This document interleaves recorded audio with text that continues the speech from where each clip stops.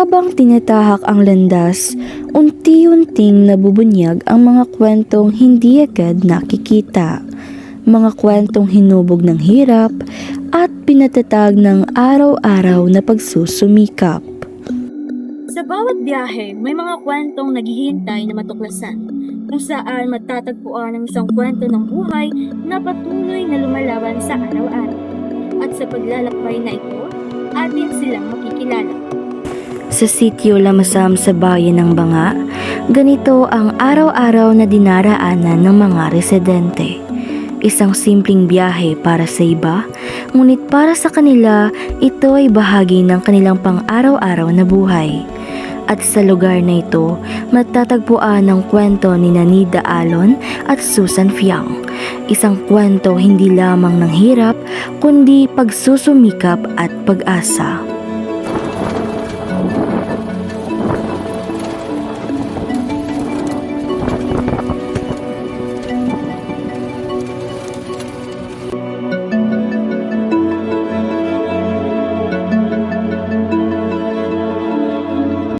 Sila ay sina Nida Alon at Susan Fiang, mga ordinaryong tao na patuloy na lumalaban sa hamon ng buhay.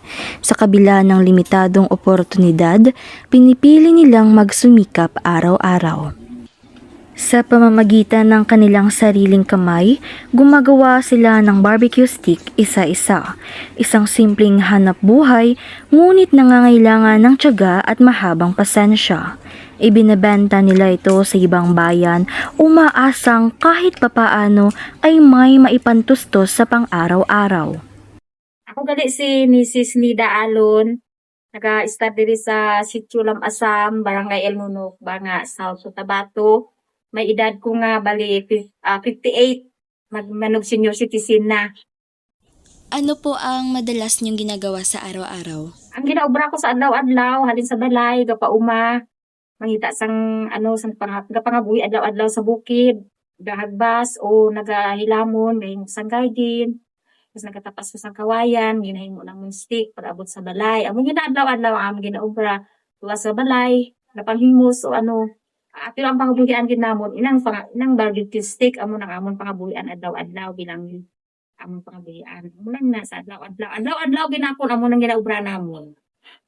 Sino naman po ang madalas mong kasama o tumutulong sa iyo? Ang ako nga gabulig sa akon isa ko ka bata nga may diferensya man abnormal si GR amo nang ako gabulig din sa uma nagapasan sa kawayan pagpuli tapos ko natapas station ko na tapos pag abot niya dito sa bukid ginapasaan niya pagpuli sa balay amo nang akong ni adlaw-adlaw nga upod.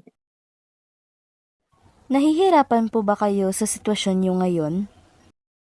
Akong sa kabudlay nabudlayan sa sitwasyon pero kay wala ko mahimo kay tungod sa kapigaduhon obrahon ko gid. Ano po ang pinakamahirap na naranasan niyo? Sa subong ang nabudlayan ko gid nga kay daw halos daw masurinder na ko nga hindi ko kaya tungod kay may estudyante na ko nga college. Pero ginahimo ko lang gyapon bisan mabudlay ang tanan. Halos ang pag-utang sa mga katawhan ginahimo ko na tungod lang sa ako nga estudyante kay tungod sa iyang mga balayran ginaobra ko na amo nang budlay-budlay ko subong nga gid nga pangabuhi. Saan ka po kumukuha ng lakas niyo? Sa kay God. Paagi sa pagampo, napangayo ko sa iya sang pusog nga biligan niya ko adlaw-adlaw sa pangabuhi ko.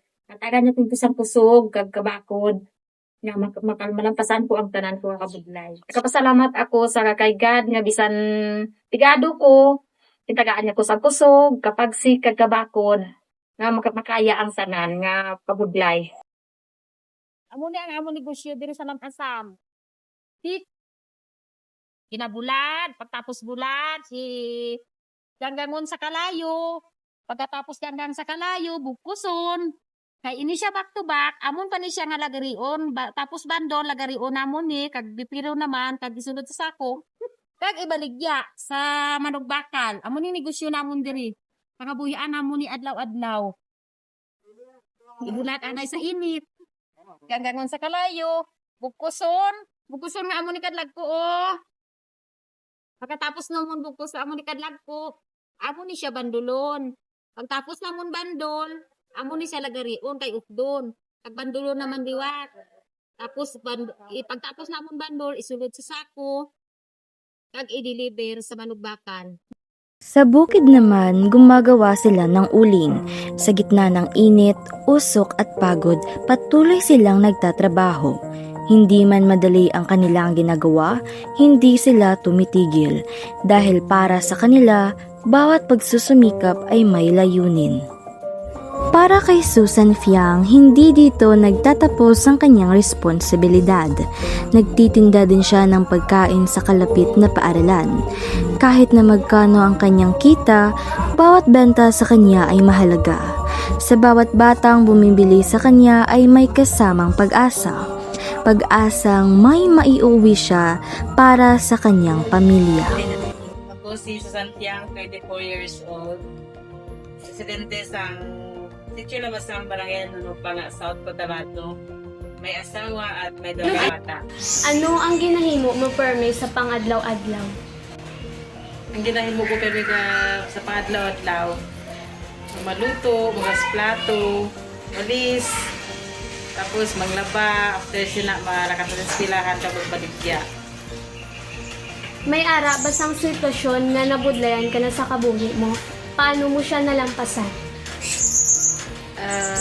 May mga sitwasyon nga kisa daw hindi mo na makaya kay tungod sa gasto subong kag wala ka na makuhaan nga income kay saka krisis, pero pinasalig na lang sa Ginoo ang tanan nga i-pray para magaan ang tanan. May mga hanap buhay ba nga nakabulig sa imo para maabot mo ang mga bagay-bagay na may ara ka subong? Kung sa hanap buhay mama damo kay dira ko lang siya ginakwa kay kung di ta magsipag sa aton nga pangabuhi hindi ta gid na makamit nang kung aga galibod ko sang turon or maruya sa eskwelahan kag after sina pabot sa balay kay himo ko sang stick kag pag sa magtanom sang mais. Sa kabila ng lahat ng hirap, unti-unti ring nagbubunga ang kanilang pagsusumikap sa pamamagitan ng sipag, tiyaga at walang sawang pagtatrabaho. Nakapagpatayo si Susan ng sarili nilang bahay. Isang simpleng tahanan, ngunit bunga ng maraming taon ng sakripisyo. Patunay na ang bawat pagod at paghihirap ay may kapalit. Sa araw-araw nilang pamumuhay, dala nila ang pagod, ngunit hindi nawawala ang pag-asa. Patuloy silang bumabangon, patuloy na lumalaban, hindi dahil madali, kundi dahil may dahilan. Sa mga lugar tulad ng Sitio Lamasam, maraming kwento ang hindi naririnig. Ngunit ang kwento ni Nida at Susan ay paalala na sa likod ng bawat simpleng buhay may taglay na lakas at katatagan. At sa bawat pagsusumikap, may pag-asang naghihintay. Dahil sa bawat hirap, may bunga. At sa bawat laban, may pag-asa.